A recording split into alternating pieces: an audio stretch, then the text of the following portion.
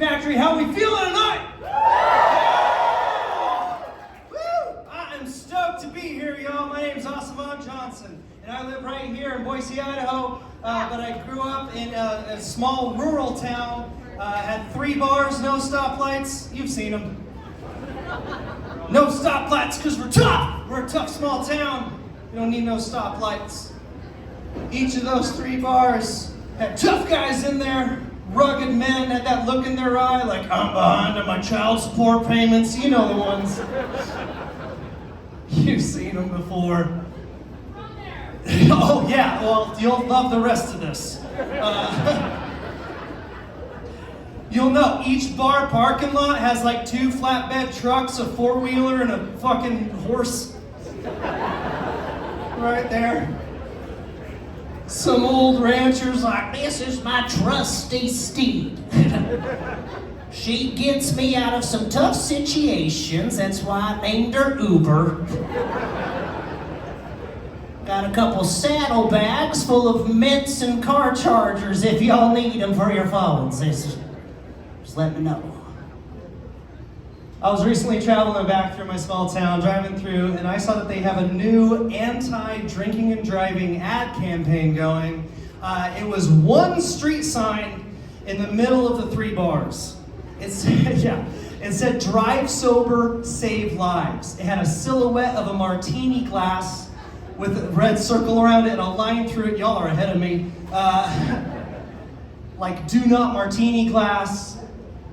I thought it was weird they picked the martini glass. Y'all, no one in my small town has seen one of those in real life, folks. We're not a martini glass town. We're like a pyramid of Coors Light cans town. Yeah! Wednesday night, ready to party. Hungover doing surgery somewhere up there. God damn, Boise. Yeah. I can guarantee you the martini glass is not the symbol of alcoholism in Vail, Oregon, folks. That's not.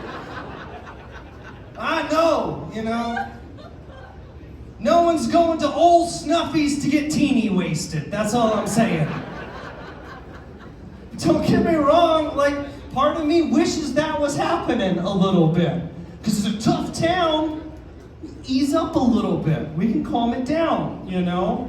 You know, we've all seen those scenes in the movies where folks walk into the small town bar, see the row of men right there at the bar, they shoot them that, you ain't from around here look. You know what I'm talking about?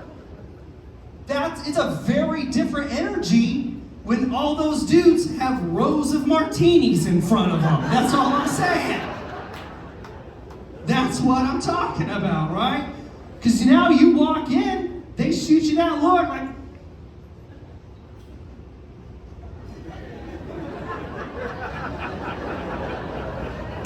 that is nice. Earl, did you get the blueberry teeny? Because oh hot damn, that is delightful right there. 1 or 2 do me good. I have a 3rd when I go home and beat my kids. That's bad news bears right there. Be careful with those. Woo! That's the energy I can get down on right there, folks. That's what I'm talking about.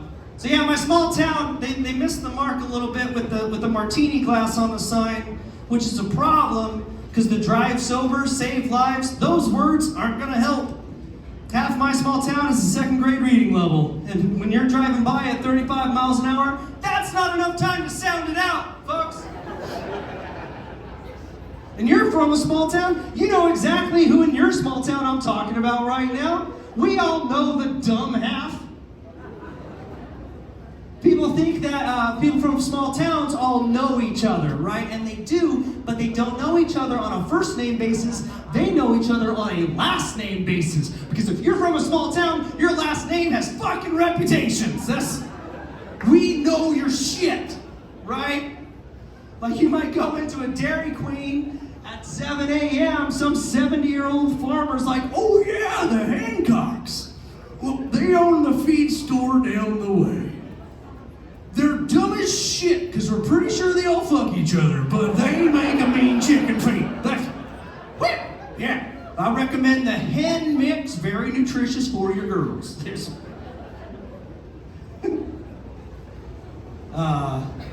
Y'all, I'm still trying to figure out what all this is. You know, I don't know if y'all can tell. I'm a very, very nerdy guy. I don't know if you can tell from my vibes. I'm still trying to thank you, fellow nerd, the one in the audience. We have a couple. Josh has a nerdy fan base. It's cool. But yeah, I don't get a good read on social situations sometimes. The other day, I was at a stoplight, and I look over, and I see that the woman in the car next to me is putting Burt's Bees on, like the chapstick. And there's a voice that popped on in my head, and it said, Austin, you know what you should do? Is you should get your Burt's Bees out, and then get her attention. And then you can give her like a little Burt's Bees cheers and put your Burt's Bees on, and you guys can be Burt's Bees buddies. And then another voice popped on in my head and said, what the fuck did you just say?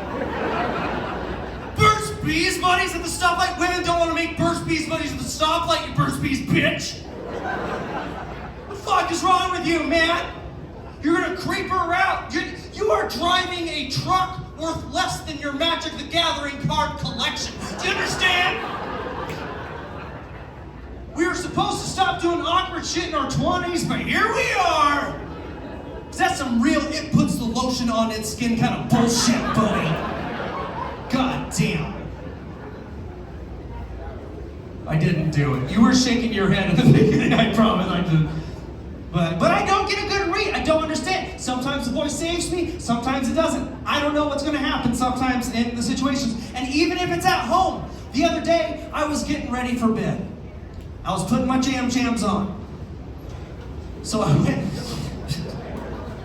y'all know my energy, you get it. So I was digging through the clean clothes pile, because if you have your life together, you keep your clean clothes in the clean clothes pile. That's how that goes. Yeah. People are here. But I was digging through, I was looking for a nice sleep pant, okay? And I found a pair of my wife's leggings. I was like, yeah, this is gonna be silly. It's gonna be so fun. I'm gonna put these on, I'm gonna go out there, and she's gonna be like, oh my God, Austin, what are you doing? Those are mine, you're gonna stretch them out. You're so silly and creative and funny. I'm glad I married you. Y'all know.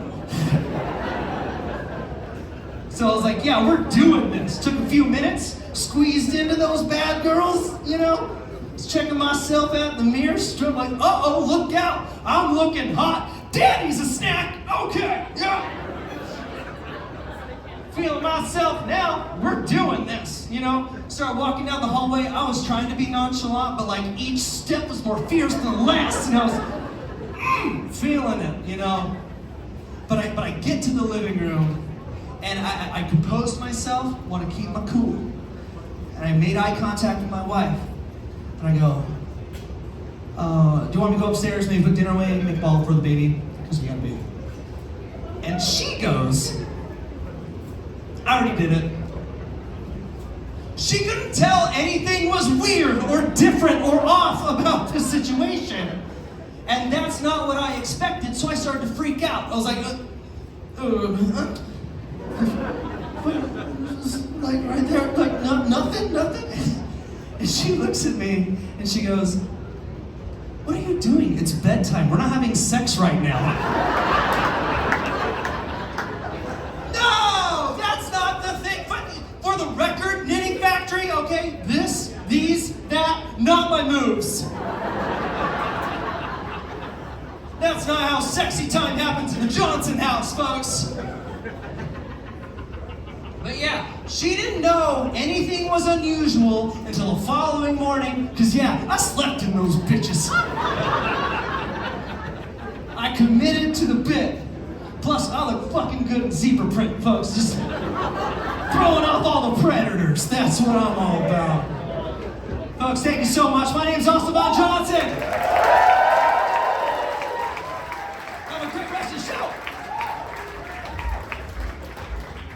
Give it up for Austin, come on now.